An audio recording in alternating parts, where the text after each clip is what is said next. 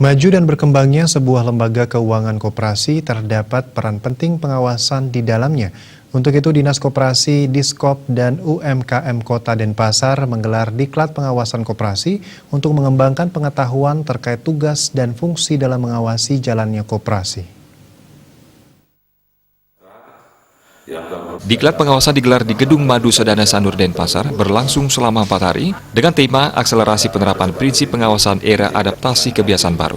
Ketua Panitia Iga Yuni mengatakan peserta dalam kegiatan ini sebanyak 35 orang dari pengurus, pengawas, dan pengelola koperasi sekota Denpasar. Dengan menghadirkan 5 narasumber yang berkompeten di bidangnya, ditambahkan pemahaman tentang prinsip pengawasan koperasi harus diketahui dan dimengerti oleh semua lidi yang terlibat dalam pengelolaan koperasi. Kepala Diskop dan UMKM Kota Denpasar, Made Erwin Suradharma Sena, usai pembukaan mengatakan, diklat pengawasan menjadi agenda yang sangat penting untuk kelangsungan koperasi, dikarenakan maju mundurnya suatu koperasi tentu harus ada yang mengawasi.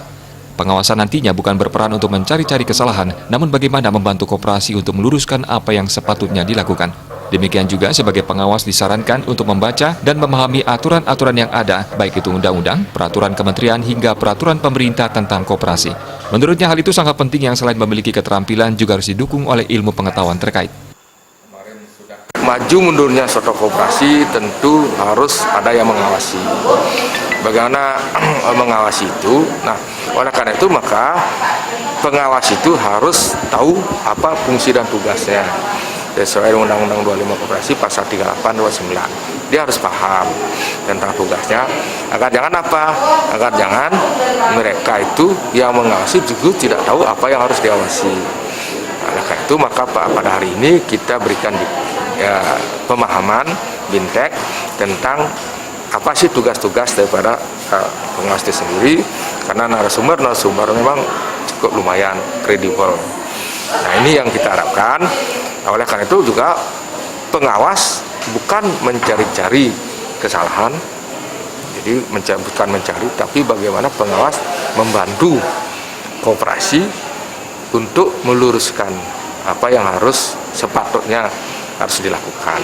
Itu yang harus dipahami. Oleh karena itu antara pengurus dan pengawas harus saling membantu, berkolaborasi, dan bukan saling menyalahkan.